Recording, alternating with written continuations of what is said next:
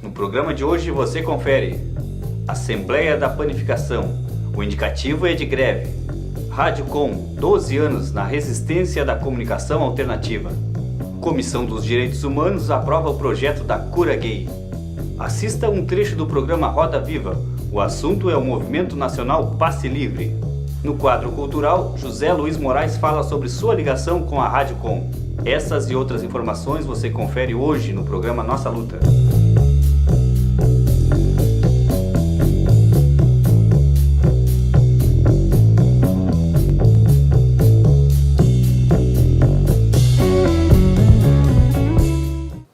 Boa noite, eu sou Clóvis Rogério e esse é o programa Nossa Luta, apresentado pelo Sindicato da Alimentação de Pelotas. O presidente do Sindicato da Alimentação, Lair de Matos, fala sobre a Assembleia da Panificação que vai acontecer no dia 25, terça-feira, às 19 horas, na sede do sindicato. Confira.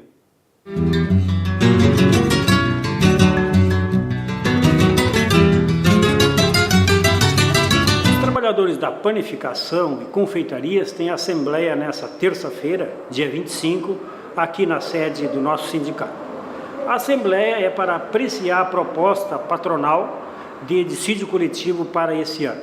Os patrões apresentaram uma proposta que será nessa assembleia colocada em votação para sua aceitação ou rejeição.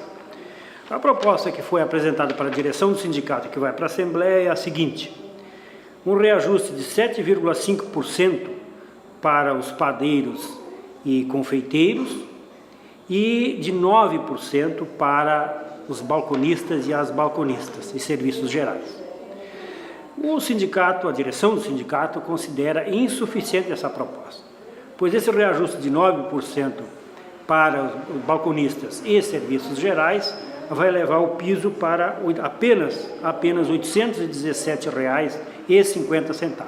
Um piso muito baixo para os trabalhadores dessa categoria, que trabalham nos balcões das padarias e que são serviços gerais nas padarias e confeitarias da nossa cidade. E não há nenhuma previsão, nenhuma garantia de que em janeiro do ano que vem, quando aumentar o piso regional, esses trabalhadores tenham uma equiparação ao piso regional que vai certamente ultrapassar esse valor. Nesse ano, esses trabalhadores, balconistas e serviços gerais, já tiveram um prejuízo, porque em janeiro subiu o piso regional para por volta de R$ 805, enquanto os trabalhadores do balcão e os serviços gerais continuaram recebendo R$ 750, e o sindicato, nosso sindicato, veio chamando o sindicato patronal para uma negociação para o reajustamento desse piso, coisa que foi negado pelo sindicato patronal. Essa negociação não aconteceu por má vontade do sindicato patronal, então esse é um agravante negativo para a proposta patronal, ou seja, de um piso, uma proposta de piso pouquinho acima do piso regional, que será suplantado pelo piso regional logo ali em janeiro. Então, a direção do sindicato considera essa proposta insuficiente, mas estamos chamando a assembleia, porque os trabalhadores é que têm que decidir. Então, no primeiro ponto da nossa assembleia será a apreciação dessa proposta com a sua aprovação ou rejeição. No caso de rejeição da proposta, a direção do sindicato vai colocar também em apreciação da Assembleia a entrada dos trabalhadores em estado de greve, aprovar o estado de greve para os trabalhadores da indústria da panificação e confeitarias, porque nós entendemos que para melhorar essa proposta patronal aqui, somente com mobilização dos trabalhadores. Então, nós queremos, caso a proposta não seja aceita, o sindicato entende que é muito ruim essa proposta e vai na Assembleia defender contrária à aprovação dela, e em sendo rejeitada a proposta, a direção do sindicato quer que seja estabelecido o estado de greve que permite legalmente a nossa categoria a entrar em greve a qualquer momento, a categoria dos trabalhadores da panificação e confeitarias. Então, assembleia para todos os trabalhadores da panificação e confeitarias na terça-feira, dia 25, às 19 horas, aqui no nosso sindicato.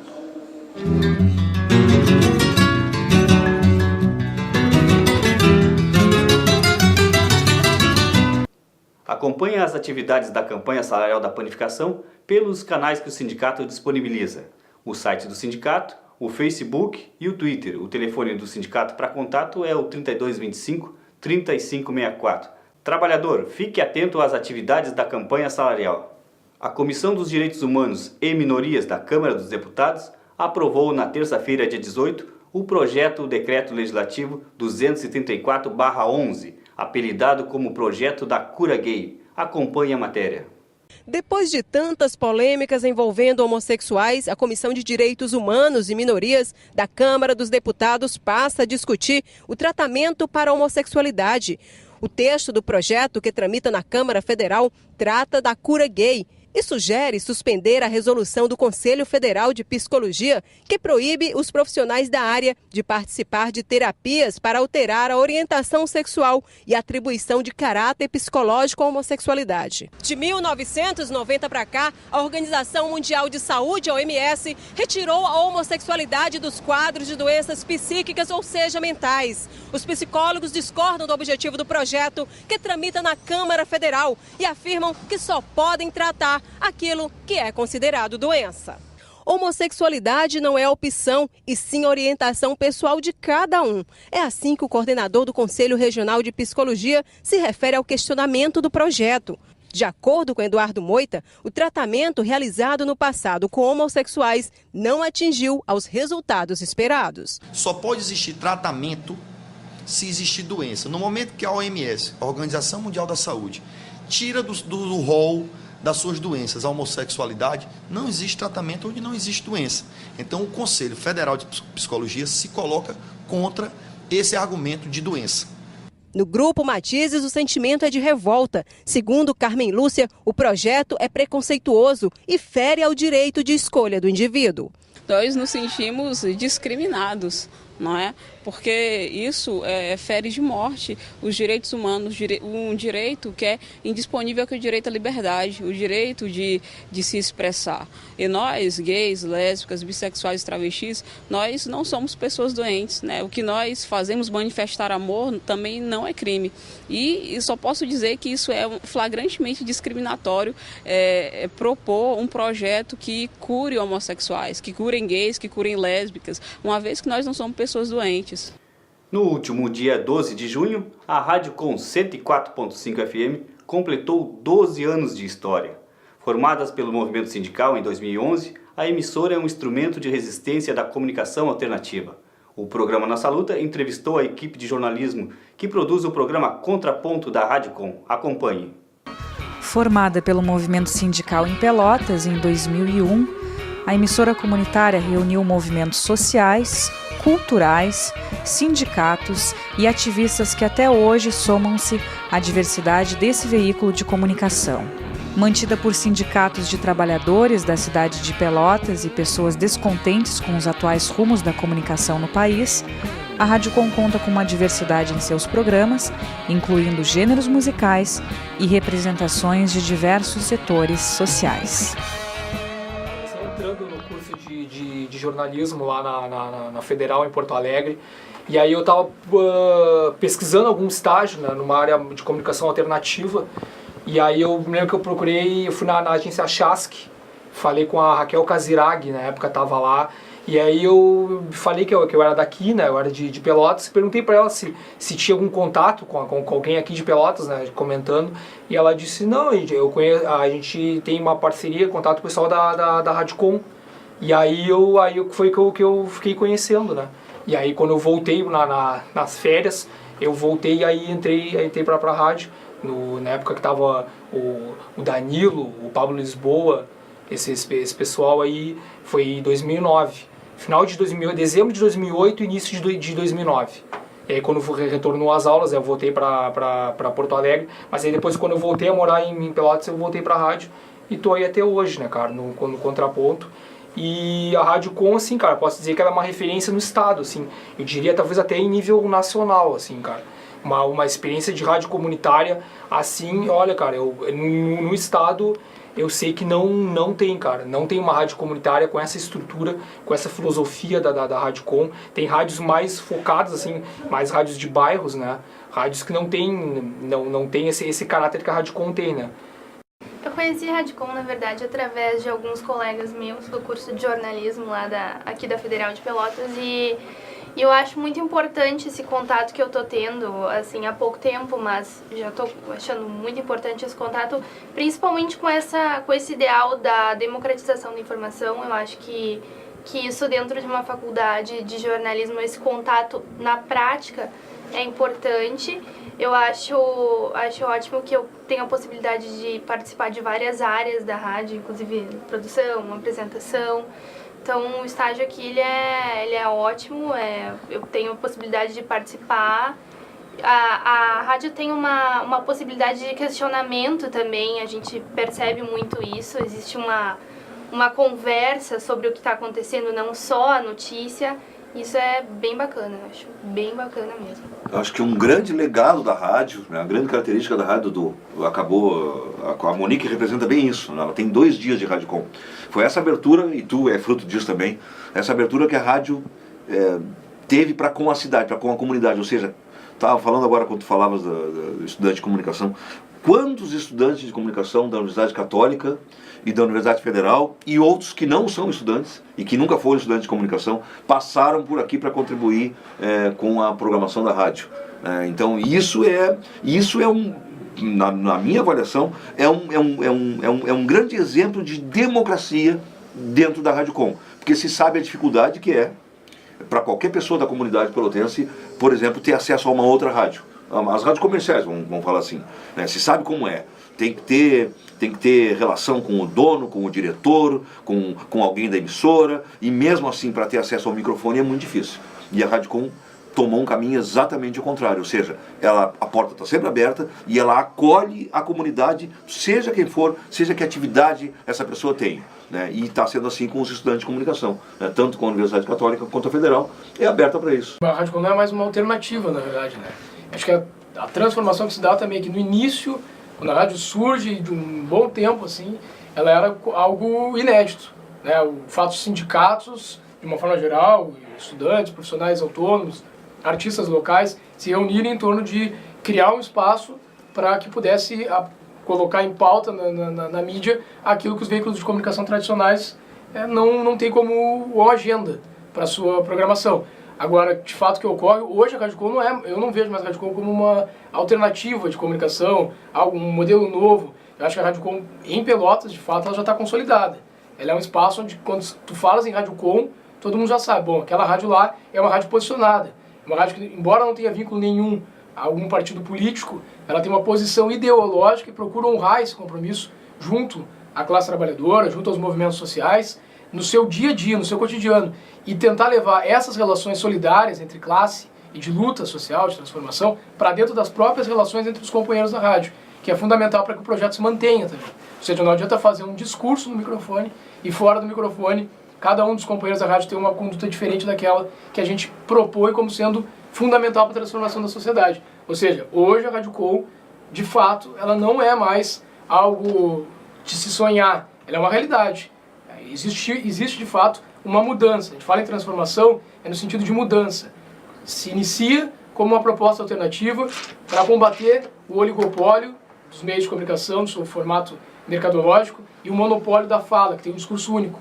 E a partir de agora, esse discurso, que já é um discurso de várias vozes, que nasce sendo um discurso de várias vozes, mas consolida cada vez mais em respeitar, inclusive, opiniões contrárias na formulação da informação, hoje ele tem uma característica de algo consolidado.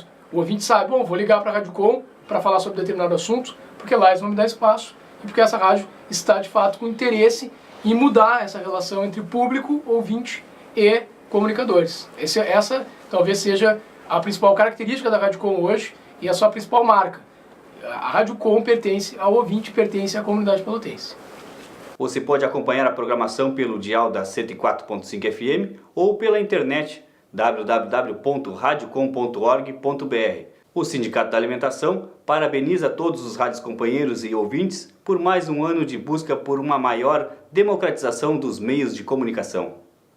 Nas últimas semanas, manifestações têm expressado o sentimento de muitos brasileiros nas ruas do país, buscando por seus direitos.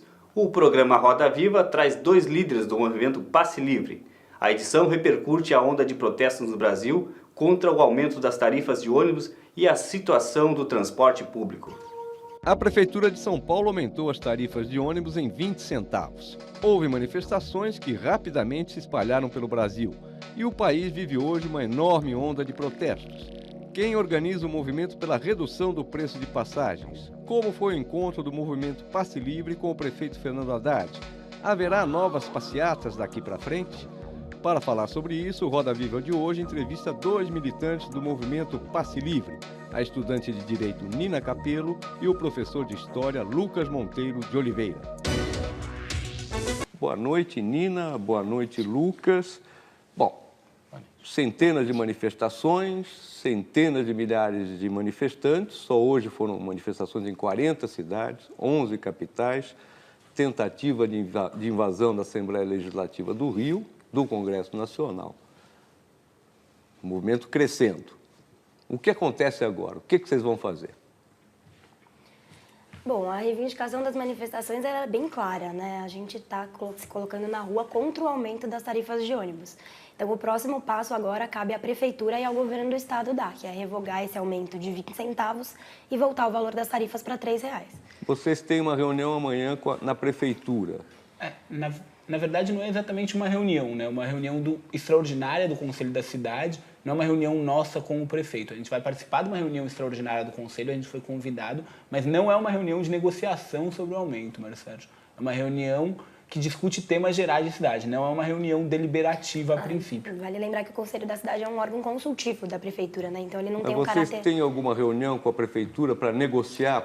A gente chamou hoje em uma coletiva de imprensa o prefeito Fernando Haddad para uma reunião de negociação mesmo com a gente na quarta-feira, né? Para ele sentar numa mesa com a gente e dizer se ele vai ou não revogar o aumento da tarifa frente às grandes manifestações que estão acontecendo. E onde vai ser essa reunião? Essa reunião vai ser no Sindicato dos Jornalistas. A gente está chamando para lá, mas se ele entender, pode ser em outro lugar também. Além disso, nesse exato momento, tem milhares de manifestantes se dirigindo ao Palácio dos Bandeirantes, chamando o Geraldo Alckmin para uma reunião de negociação também. A gente não sabe se essa reunião vai acontecer, a gente está aqui afinal, mas os manifestantes estão lá chamando essa reunião, então a possibilidade dessa reunião acontecer também. O que vocês estão dispostos a negociar? A gente está disposto a negociar a revogação do aumento da tarifa para R$ 3,00, apenas isso. E se o governo não baixar a tarifa? A gente vai continuar nas ruas até que eles revoguem. Tem alguma outra manifestação prevista ou não? Caso não seja indicado nenhuma intenção da Prefeitura e do Governo de reduzir o aumento da tarifa amanhã, a gente está marcando uma outra manifestação com a concentração às 5 horas da tarde, saída às 6 horas na Praça da Sé, também contra o aumento das passagens. Amanhã mesmo. Amanhã mesmo? Amanhã mesmo. Mas não é muita manifestação, Nina? Muito na verdade, o preço da tarifa, né? Que é muito alto. Então, a gente já está há 3 semanas, essa terceira semana de luta contra o aumento. Então, é muita manifestação? Talvez, mas é muita insatisfação, é muita gente na rua. Hoje são mais de 100 mil pessoas na rua. São manifestações muito grandes, as pessoas estão muito insatisfeitas. Então, é claro o recado que a população está passando para os governantes. 3,20 não é uma coisa aceitável pela população. Não é esse o transporte que as pessoas querem. Isso restringe o direito das pessoas de circular pela cidade.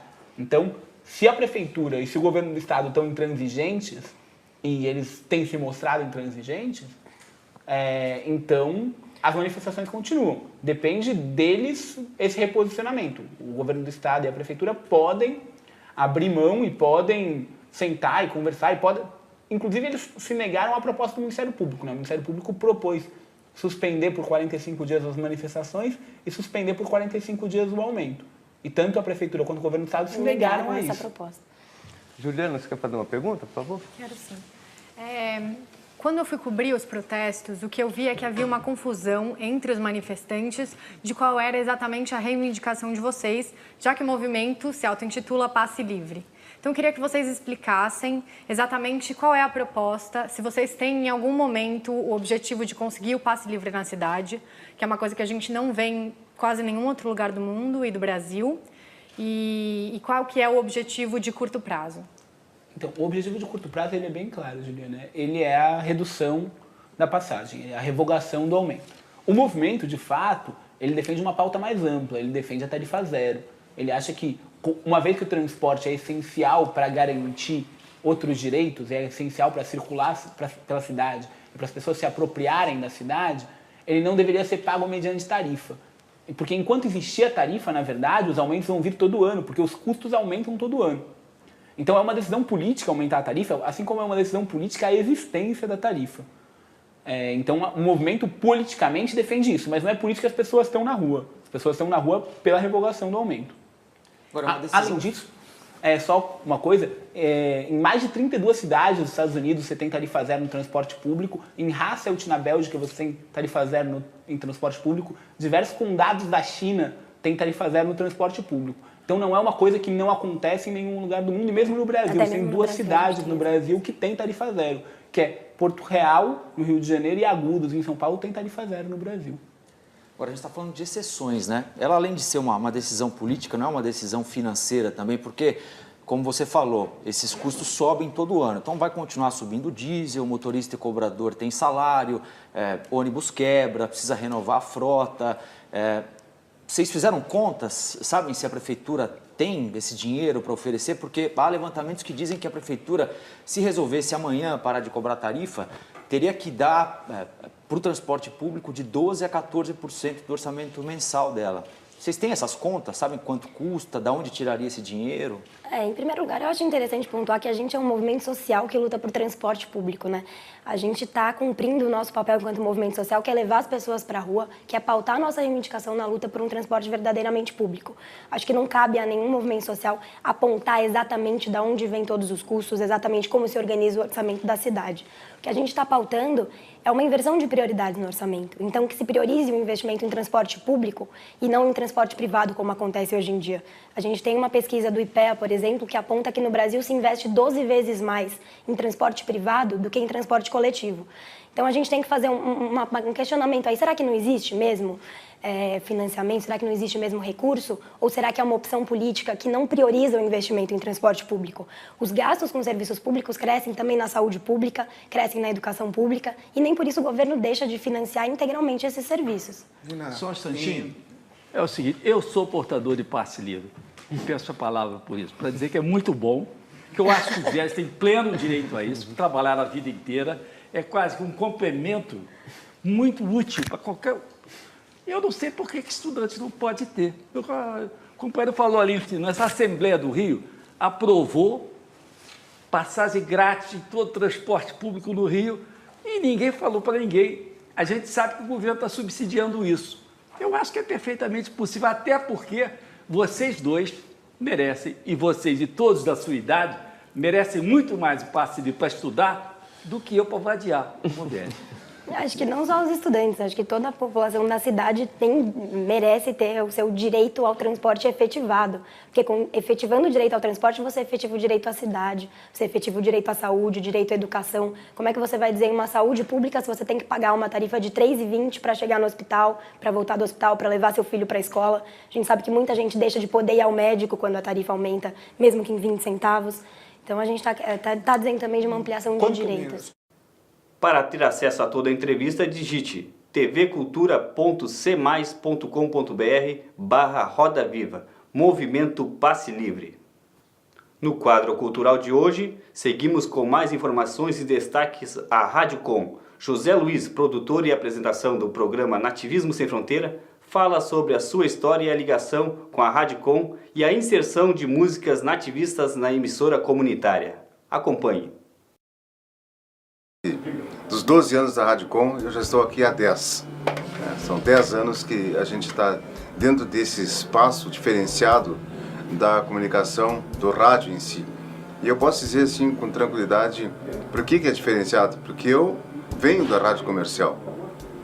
Eu comecei jovem, lá em Vacaria, aos 17 anos, trabalhando numa emissora que era essencialmente comercial, né, voltado para as questões da cidade, uma emissora católica, né, que dentro daquele contexto que se vivia nos anos 60 e 70, a forma diferente que o rádio era focado e naturalmente direcionado, né, para uma questão só, né, não só na questão política, mas a questão da sociedade em si, e que o rádio foi modificando-se aos poucos e que eu vim encontrar aqui de uma forma bem diferente quando vim residir em Pelotas e encontrar aqui através de convite, de amigos, né, uma busca diferente, né, de que eu sonhava em fazer rádio, especialmente especificar aquilo que eu faço aqui na Rádio Com, que é um programa na área nativista.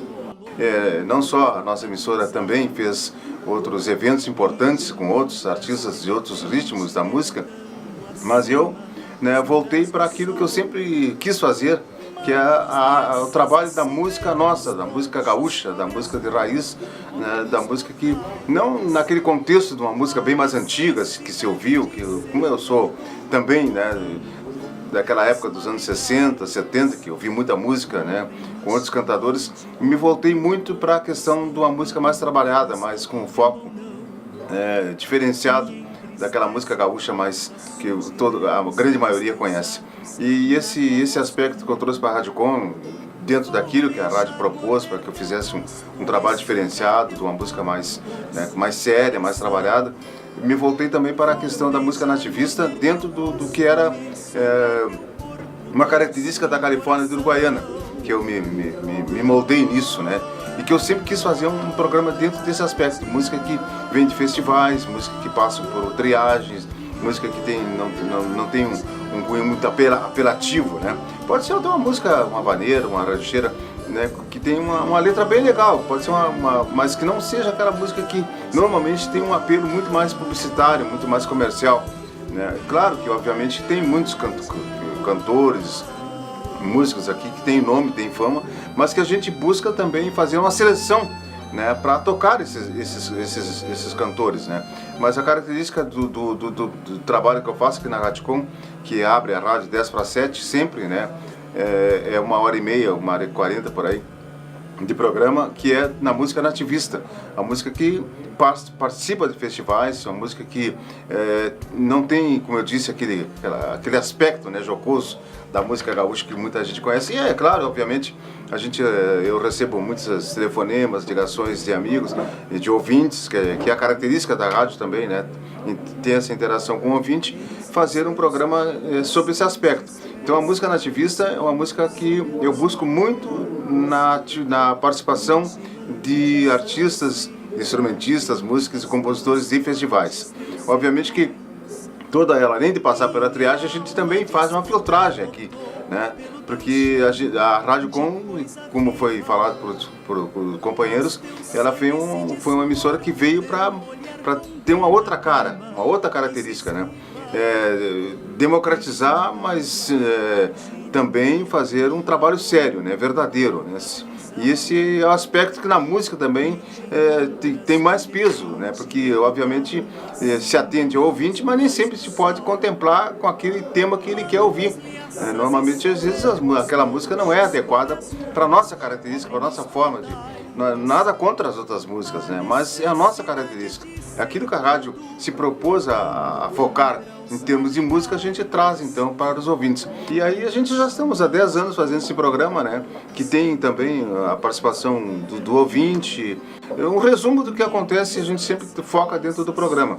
Mas a essência mesmo é trazer a música e dentro desse aspecto da música, não só o cantor, mas também enaltecer o trabalho do compositor, do instrumentista e do participante nesses eventos. Então, é claro, e obviamente também trago trabalhos do folclore da Argentina, do Uruguai, né? Não em grande escala, porque a rádio também contempla programas com maior abrangência nesse aspecto, mas sempre trazendo temas e músicas também aí da nossa pátria pampa, né? Que é a pátria gaúcha, né?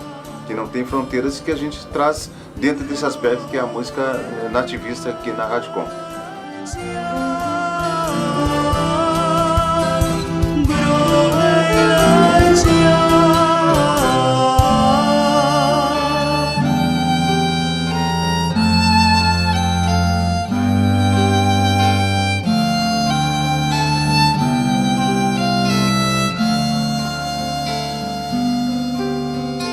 Eis então que o teu tordilho negro voa louco pelo capinzal e te encontras de repente levitando acima dos murais do sol. Mantos, liaças e soberbos ponchos cobre as ruas, cobrem os portais. E esse foi o programa Nossa Luta, apresentado pelo Sindicato da Alimentação. Para acompanhar esse e todos os outros programas, acesse no YouTube. Coloque lá Nossa Luta 1.tv. Nós voltamos na semana que vem. Uma boa noite a todos e a todas e até lá.